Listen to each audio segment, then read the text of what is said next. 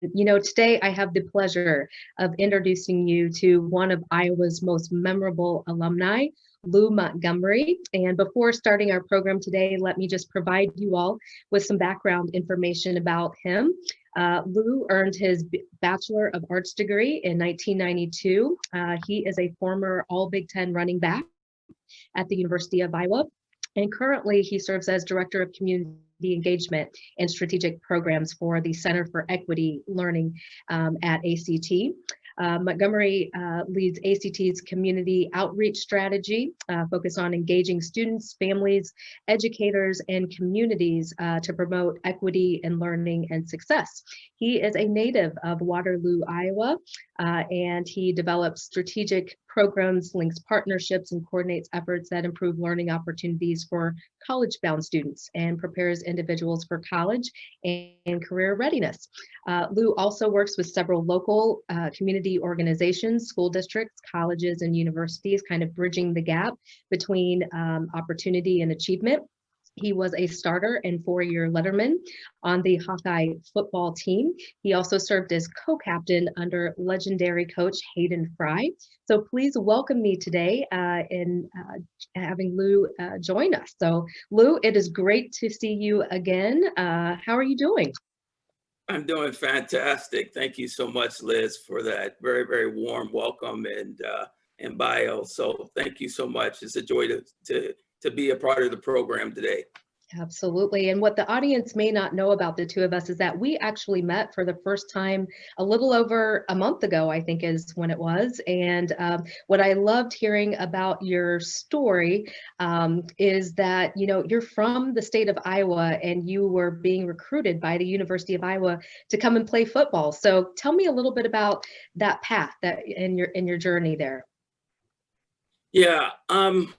For me, I had coming out of high school, I was very fortunate. I had an opportunity to go to several major universities across the country. And as you know, Liz, the recruiting process over the course of time can be, fairly intense. It could be draining. It could be just, you kind of get to a point where you're like, I'm sick and tired of this. I got to make a decision and I'm going to make a decision. But I'd ultimately narrowed it down to Michigan State, Iowa, Notre Dame, and Nebraska as kind of my top choices. And what led me to the University of Iowa is the fact that, I think students choose a university or a college experience for essentially three reasons.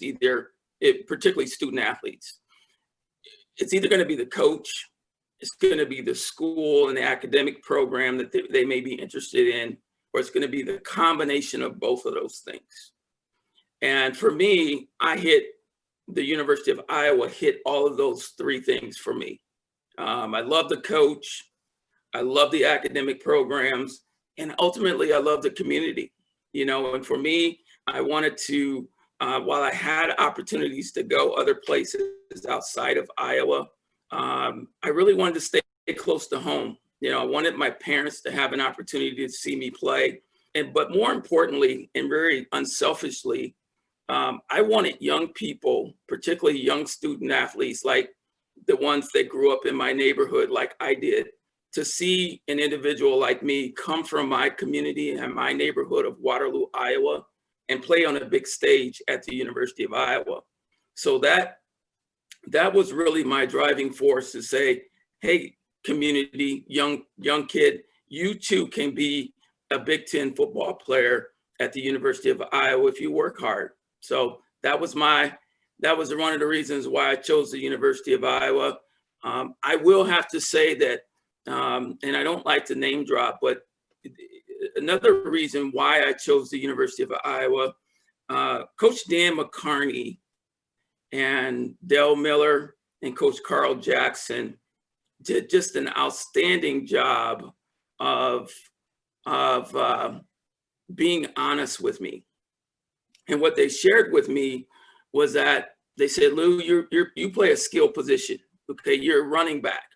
And we don't get a lot of running backs from Iowa. Okay. And if you come to this university, you come to Iowa, it's going to be challenging for you to fit into the lineup. But if you work hard and you commit yourself, every spring you'll have an opportunity to come and compete. More importantly, you'll have an opportunity to earn a degree. And that fit my DNA, Liz. I mean, it fit exactly what I needed to hear. And while other schools promised me a bunch of other stuff, Iowa told it to me straight. And it fit really well with the type of person that I am. And I was very fortunate to have an opportunity to play at the University of Iowa. That's wonderful. I appreciate hearing that story. And you talked a little bit about the people who had the greatest amount of influence on your life. Can you talk a little bit more about who your mentors were? Maybe an individual who was a professor here on campus and didn't have anything to do with the athletics department. Can you talk about what that meant to you and what that looked like for you? Yeah, absolutely. From a professor perspective or just college administration perspective, Randy Hirokawa was a professor in the Department of Communications and the departmental chair at the time. And once I determined what I wanted to do from a communications perspective as far as a degree program, Randy really took me in kind of under his wing. And what he did for me was he gave me a lot of tough love. And he supported me when I needed the support, but he also told it to me straight. And what I learned from that is that,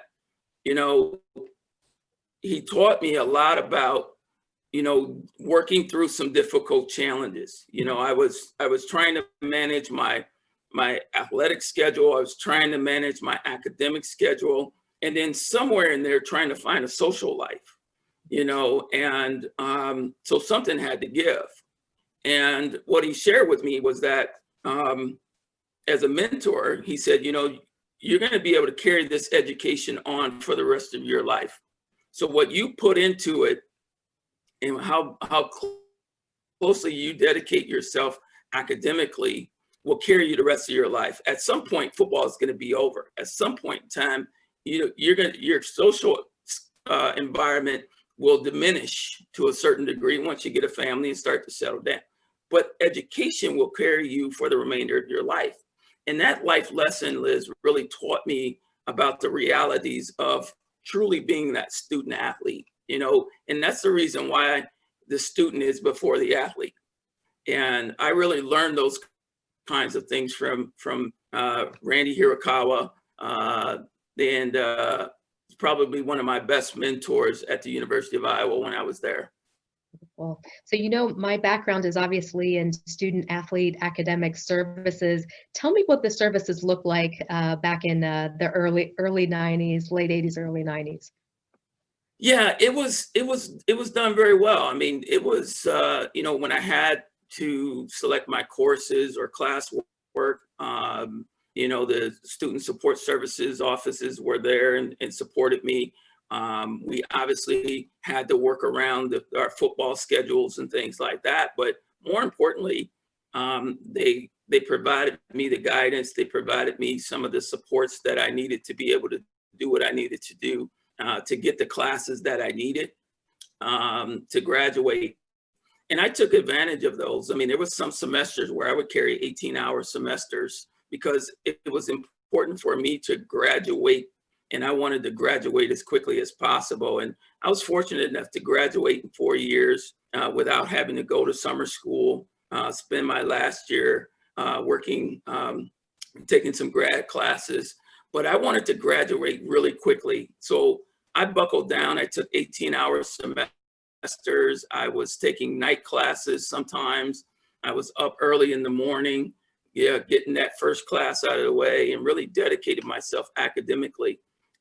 It was very important to me to be that positive example. And I thought back to my upbringing of growing up in Waterloo, and then remembering what it was like to be a young kid.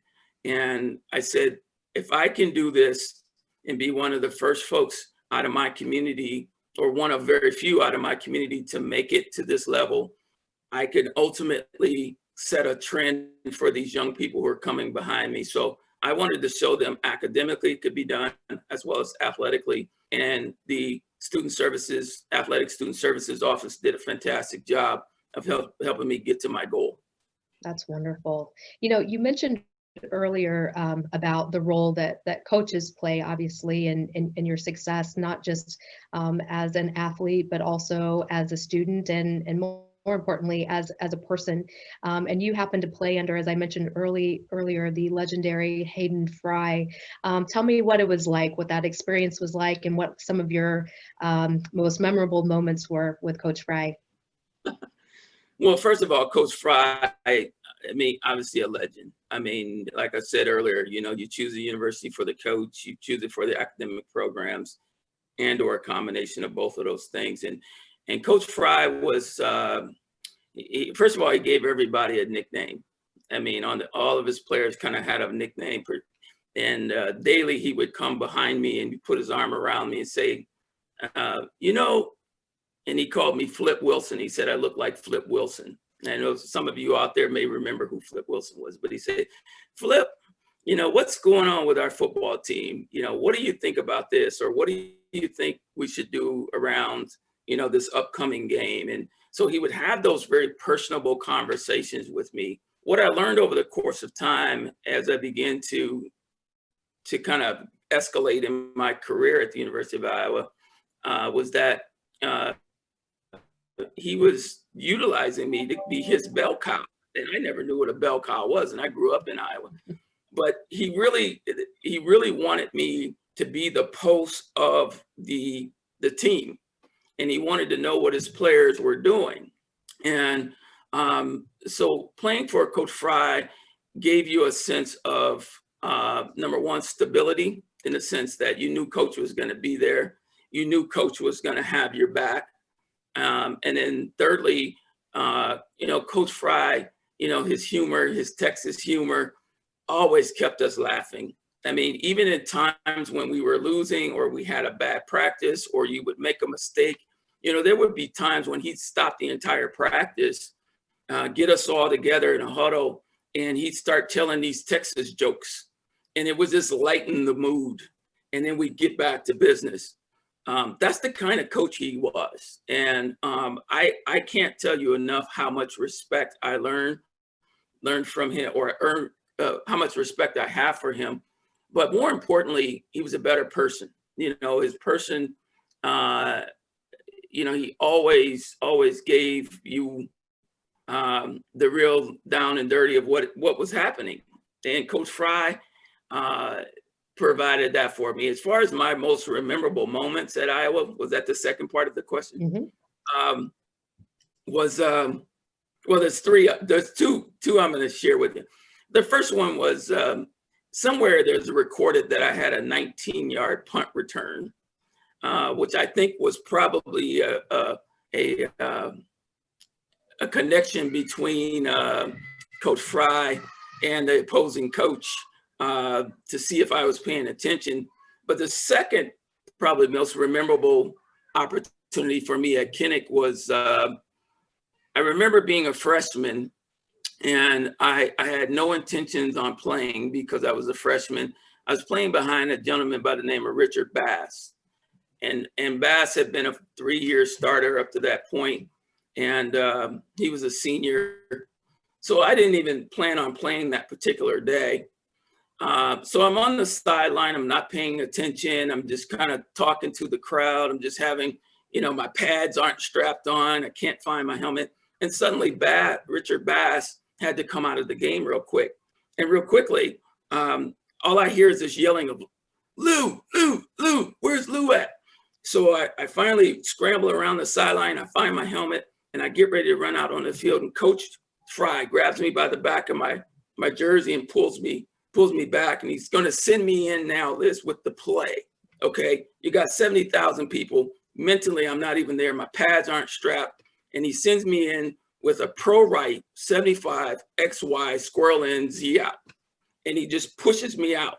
So I get to about the hash mark line and realize that I forgot the play. So in my mind, I'm like, do I go back and ask for clarification, or do I go to the huddle? I decide at that moment, it's probably best I go to the huddle. So I go to the huddle, the guys are standing there, they're looking at me, and I can't remember what the play was, and the clock is ticking. So I just tell the quarterback, I said, Coach said call an audible.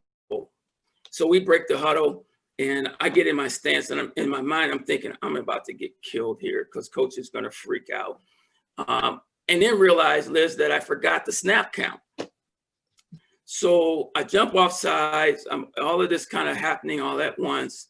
Long story short, I didn't play much the remainder of the year, but I was definitely standing next to Coach Jackson throughout the remainder of that year. So probably my most memorable moment, great learning experience, but it was pretty intimidating that first time out there.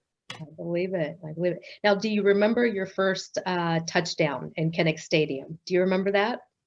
I remember it vaguely. And the reason I say that is because my first touchdown at Kinnick Stadium, I really didn't think that I scored because it was typically within the 5-6 yard line, somewhere in there when we would run a fullback play.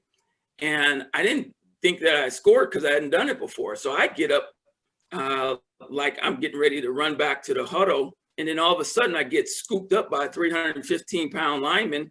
And he lifts me up above his head, and I do the airplane move, and we're headed to the sideline. So, and then that's probably the first time I begin to hear the fans start to chant Lew, Lew, Lew, Lew after that. And that became kind of a sounding board for the remainder of my career at the university. So very, very memorable moments. But again, I didn't think I scored, but everybody else did, so I went with it.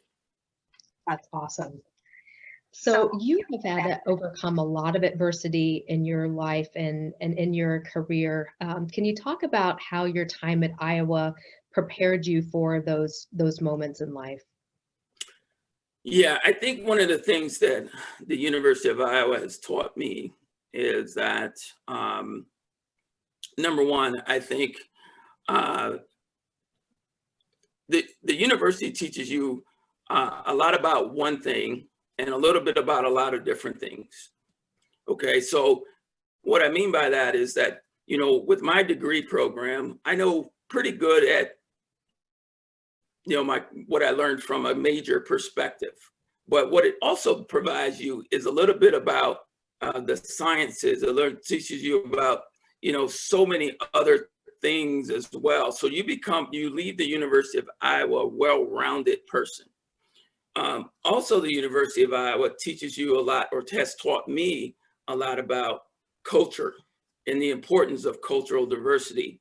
I met some of the most amazing people outside of the athletic program. And I think that's also one of the great things that Coach Fry provided back in our time was he integrated the student athletes into Slater Hall, which gave us an opportunity to meet people on a day-to-day basis that were not student athletes. So every day I'm meeting and talking to somebody that was not associated with Iowa football. And I think that by enriching that experience and having the student athlete be a part of the population, the general population, it doesn't create a silo effect. It really created some of the most memorable friends, some of the folks that I mean, people that I've run into that says, hey, I remember you lived in Slater Hall, or you lived in Hillcrest, or, so I had an opportunity to meet individuals who ultimately are lifelong friends of mine that had nothing to do with the university, nothing to do with the athletic program.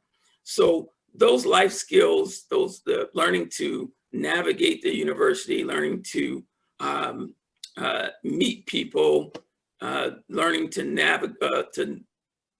network, and then learning about cultural differences meeting people for different cultures. And I'm from Waterloo, so for me, growing up, people either looked like me or they were Caucasian or white. So ultimately, I didn't know people from realistically any other ethnicities until I got to the University of Iowa. And again, those are some of the most memorable components that I learned. And that's what the University of Iowa taught me, a lot about one thing and a little bit about a lot of different things. So has that really spawned your passion for, you're really involved with equity programs and everything. Tell me about some of the initiatives that you're engaged in currently. Well, some of the things that I'm engaged in currently involve around, shortening the equity gap for students, underrepresented students. And when we talk about equity, equal opportunity for students at all levels. So you take an individual from the inner city Chicago or the inner city who may not have resources to adequately prepare them for college. Maybe it's a financial, maybe it's a socioeconomic situation with their family. It could be a host of other things. And then you take a kid who has and then you take both of those individuals from two different worlds and you sit them down and you have the expectation that both of those kids should be able to score well on the ACT exam. Well, you got two different playing fields there. I'm working with textbooks from the year, 1990 versus I got a Chromebook that was issued to me by the district and I have an abundance of resources. So you got these two worlds. So realistically, my passion really comes in where it evolves around how can we assist this kid with getting test prep material? How can we help get this kid, this individual up to a standard that will provide them a better opportunity to be able to take our exam and be successful on it. Also, what I've learned in a lot of times what I work with is being able to unpack these social and emotional things that are happening in young people's lives. And again, that's one of the things that I think Coach Fry did so eloquently back in his day, is he understood the challenges that we were facing as student athletes, and being able to unpack that social and emotional backpack that some of our students carry on a day-to-day basis was so important. Those teachers out there that are having to work with kids in those difficult scenarios where sometimes they come from one parent households or they have multiple siblings and they're having to deal with a lot of the emotional aspects that are happening in their community, and then you expect them to come into the classroom and be attentive to what you're teaching. That's a challenge, but being able to unpack that at the beginning of a student's career can make the difference between them being successful and them not being successful.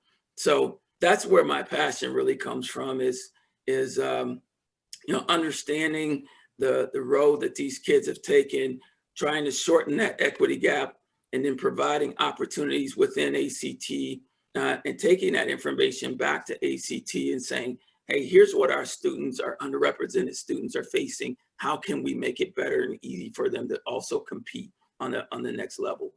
So one program that the audience may or may not be aware of is the ACT Scholar Program. Do you want to talk a little bit about that program and what it means to you?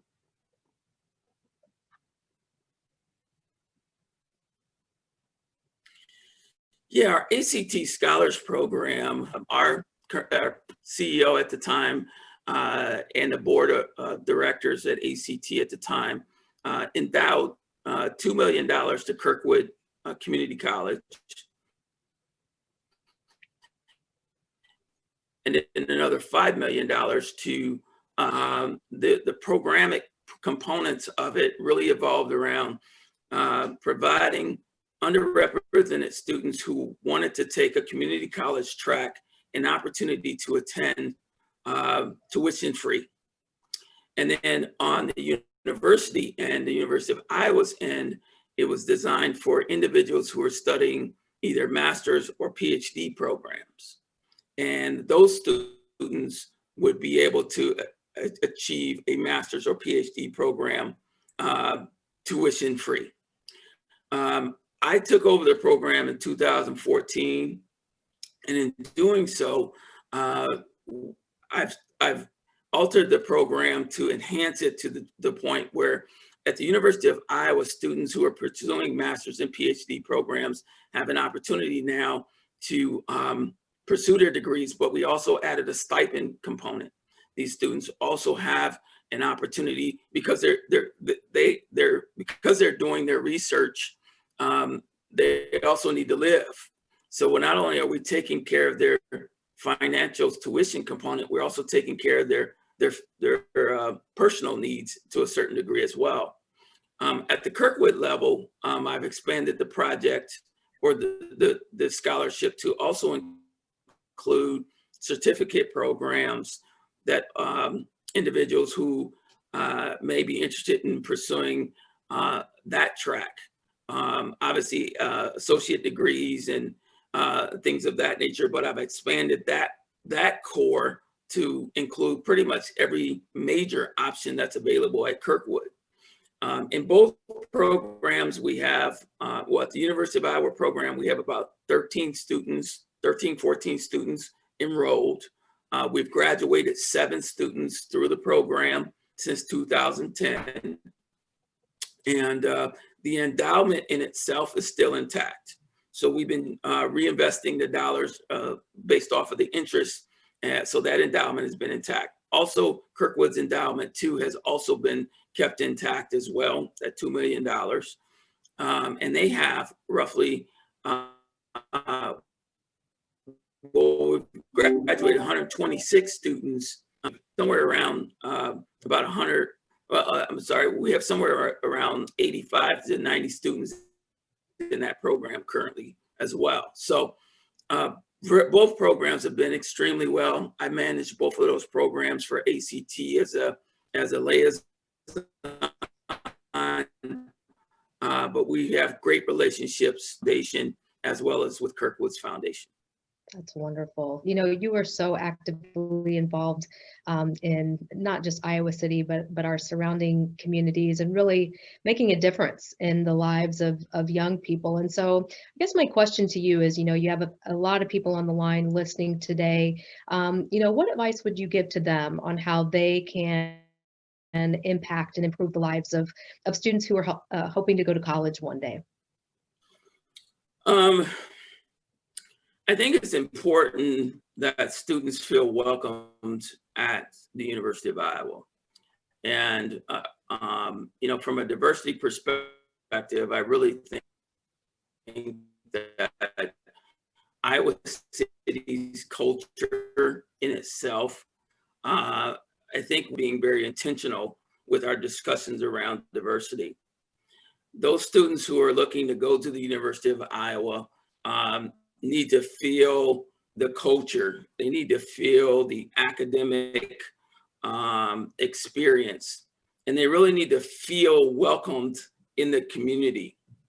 And I think the way that we do this is we really need to have a lot of the folks at the table who will help us develop an environment, an Iowa City cultural environment that it has historically been very accepting of various cultures, but more importantly, with the rapid increase in diversity and demographics, has had such a traumatic impact that I think the culture in the environment hasn't quite caught up with the demographic growth. So I think students who are looking to come to the University of Iowa, they can look at the culture, they can look at the environment, they can look at the programs that they're wanting to pursue. But I also want them to spend some time looking around campus. You know, we have, and I say we, University of Iowa has such a great history of good professors and teachers, administrators. The downtown district is probably one of the best that you will ever see. Just take it all in. You're talking about a 5-year commitment to your life, sometimes even longer if you're just pursuing other additional programs. So it's going to be important that you feel welcomed and that you take a deep breath and kind of take it all in, but also enjoy all that Iowa City and the university has to offer. And there's a lot. Sometimes you have to uncover it, and sometimes Iowa City will help you become the entrepreneur and the creator of things that are happening on campus. And that's the beauty of being a part of our Hawkeye family. I couldn't agree with you more. I will tell you that, one of the reasons why I continue to stay at the University of Iowa, and people always ask me, why Iowa? Why is Iowa so great? And it comes down to our community here and the people who make up not just our campus community, but our surrounding community as well. And I do agree with you that, sometimes there are things that you have to uncover along the way, but you really have to get out there and talk to people and find that niche. So with that being said, I think it's time for us to start our Q&A part of our session today. So I'm going to try and navigate this the best way I can, Lew. So my patience and whatnot. So Lew, you grew up in Waterloo. You played football.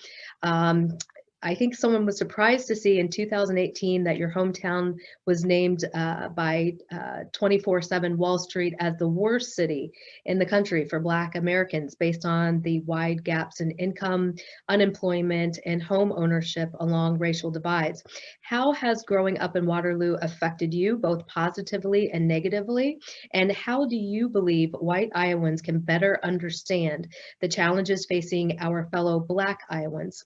Further, what do you think are the most effective ways that white Iowans might come alongside to help face these challenges? That was a lot. Wow, it's a really great question. I'm going to try to dissect this in a couple different parts, okay? Waterloo in itself has gone through a host of different economic changes.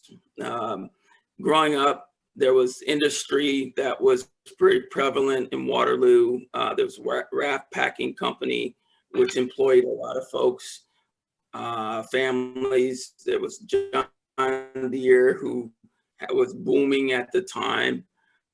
There was a lot of industry in and around that community when we were changed. That raft packing company pulled out. They have, I believe, a Tyson Foods a plant up there now that employs a lot of folks. But from an economic perspective, the community is still very rich in terms of the ethnicity and the ethnic culture of Waterloo. And I think that's what's been the glue that has held Waterloo together, is the fact that there's communities of people who, irregardless of their economic situation, come together and they find a way to make things work, okay? A good friend of mine is the mayor of Waterloo, Mr. Quentin Hart, Mayor Hart, good friend of mine. And the work that he's done to bridge the communities of Waterloo and the surrounding areas of Waterloo has just been absolutely tremendous. And I think it speaks to the importance of not only African Americans working together, but also individuals who are from other cultural ethnicities coming together. And having someone that can bridge those two together really takes a unique and intricate individual to be able to navigate that space, and it certainly is tough. To further explain or to answer the question about how does these two worlds intertwine, obviously Iowa in general has gotten a bad reputation with a lot of the things that has happened over the course of this, I'd say 6, 12, 18 months. I think the way that Iowans can come together and support each other, and I alluded to it lightly earlier,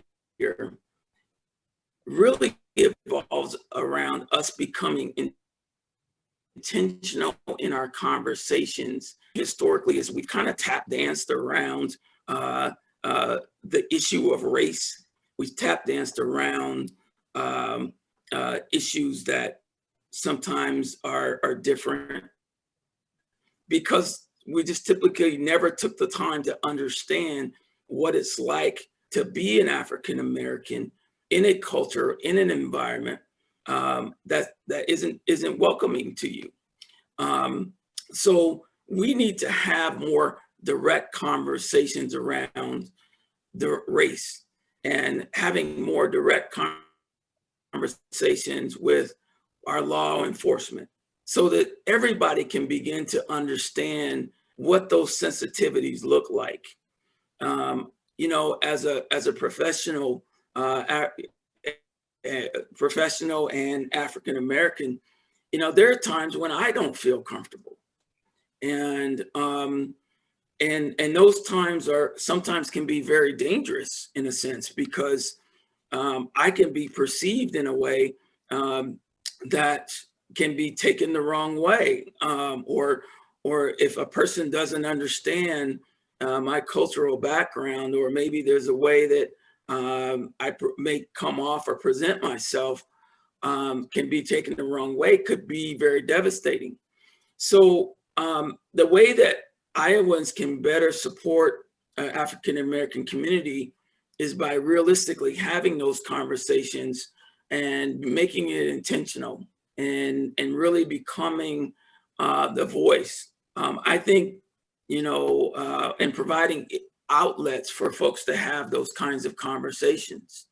You know, I'd love to be able to be in a position to go on and create what I would call maybe an equity roadshow, where we go out and get the students' voice, opportunity to hear from those individuals who feel sometimes that they were treated unfairly.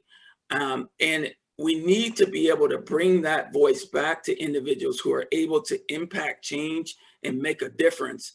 And then to be able to uplift that change in a way that's supportive and puts it into context that creates equal and equitable outlets for everybody to feel like they're part of the community. The solution isn't in one way or the other. It's not in this way is right and this way is wrong. The solution really falls between two groups, multiple groups working together to create a welcoming environment culture. And I think that's how people can get it done. I love your answer. An equity roadshow. I'm writing that down, and maybe you and I, we can find a way to partner and let's make this happen. How about that? Yes, yes. And I think getting that voice, I mean, you know, I had an opportunity to visit with some high school students, and you know, I think our media sometimes can draw a negative connotations around our youth. And I met with these students as they walked in. You know, one of them had on a hoodie, and you know, he was kind of taller guy, and he sat down in his chair. So I started asking him questions about, tell me a little bit about yourself. He told me he's a 4-point student. He had dreams and aspirations of going on to college, but my immediate thought was that this kid just didn't care about, you know, what he was going to do in his future, didn't have a future. And come to find out, he had it all planned out. So I think it's important not for us to build stereotypes, but to get that voice of the student. And I'd love to be able to partner with you at some point to make that happen. Love it. That is terrific. Terrific. So we have another question for you. So it says, you were the youngest of 5 boys. Your parents must have been saints. What was it like to grow up in a house filled with athletes, and how did it prepare you for Iowa football? Wow. Yeah, that's a great question. And I am the youngest of 5 boys. I do have a younger sister that's 4 years younger than me. And you can imagine that she didn't have a boyfriend for a long time, with 5 older brothers. What it taught me growing up in a house full of athletes, and if you can believe it or not, I'm actually the runt of the bunch. Okay, all my brothers are big, stocky men, and their necks kind of start behind their ears and come down like that. But more importantly, this goes back to the lessons that my dad taught us. You know, my dad worked at Raft Packing Company, never missed a day of work in 42 years. My mom worked in the school district as sometimes as a substitute teacher, but more importantly was a caregiver at home. And in learning those lessons, what my dad and my mom taught us was 2 different worlds that we were able to bridge together from a value perspective. My dad taught us about hard work, dedication, and never give up, a commitment, grit. He also taught us about how to, really not be outworked. And those are the kinds of things that stuck with me from a value system perspective. On the flip side, my mom taught us about the importance of education, the importance of presenting yourself in a way that gives people the impression that you are not just a statistic, but you are a positive statistic, and you will go somewhere and you will achieve whatever it is you put your mind to. So you put these 2 DNA factors together: hard work, grit, determination, education, importance, drive, get your homework done, all of that kind of stuff together. It really molded me into the individual I am today. Coming to the University of Iowa, there were so many people who told me that I was no way in the world I was going to be able to make it. They say, you're too small to be a fullback. You're not fast enough to be a fullback. First of all, you're not fast enough to go to a major university. And we'll see you in a year because you're not going to make it. Those people were the individuals who drove me, so that after practice, I made a commitment that I was not going to let myself down, number one. And secondly, I was not going to let my parents down, because my parents had bigger dreams for their children, their 6 kids. And that dream evolved around getting a college education. So that's why when I talked about earlier, I wanted to dedicate myself and graduate as quickly as possible. And taking those 18-hour semesters was so valuable, was because to me, getting a degree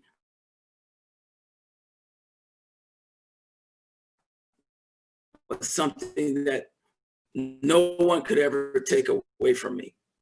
And that football could be taken, whatever the situation could be. But for me, growing up in a household with all of us having 7 degrees amongst us, it makes, I'm sure my dad is smiling down from above, feeling very proud that his 6 kids were able to all get college degrees and be able to do good things out in the community. And I've always had a passion for giving back, for helping people, helping students, helping people who simply, I'm always the one that's cheering for the underdog, if I could put it in any other context, because I really felt like there was times when I felt like the underdog and I knew what it felt like. And that really was the driving force for me to go out and compete and to give 120% and leave everything that I had on the football field. And while I didn't make it into the NFL, I feel real proud about the aspect of having on that Tiger Hawk and going out there. And every time I'm in Kinnick Stadium, I really feel like there's 120% of me out on that field, and I could walk away with no bad feelings by any means. That's wonderful. Well, I tell you, Lew, this hour has gone by very, very fast, but we're going to leave you with one last question for you. What is your most memorable moment as a Hawkeye, either on or off the field?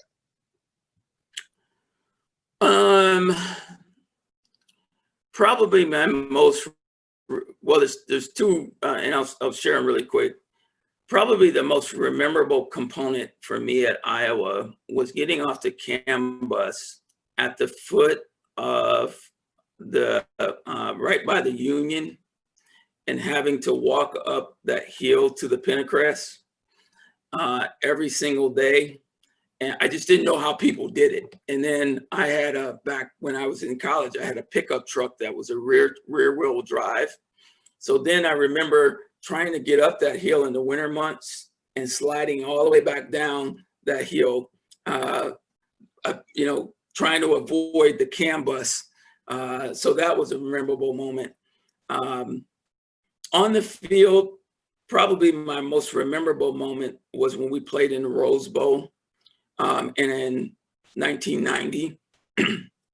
And I'm in the Rose Bowl stadium, and in my mind, I'm thinking, here's a kid from Waterloo, Iowa, little town in Iowa. And I remember watching some of the greatest players growing up play on this field. And as we come down the tunnel to take the field, I look out into this 101, 106,000 people on the actual field. And in my mind, I'm telling myself, wow, you know, I actually made it, and I'm here, and I'm the starting fullback for the University of Iowa, and I'm playing in the Rose Bowl. And probably one of the most memorable things that I was taught or told is that, you know, Lew, your value to the University of Iowa isn't always going to be immediately after you graduate. Sometimes it's a delayed gratification. And your value to the University of Iowa sometimes may not be seen for 20, 30 years, because the university that needs you to go out and get some experience and have some exposure to some different things. And to me, that's probably the best advice I've ever received, is because I really feel like there's an opportunity for me to stay in touch with the university, to have an impact on young players and individuals within the context of the university, and still kind of continue to be able to live out the things that really played such an important role in my success in my life, and that's the University of Iowa.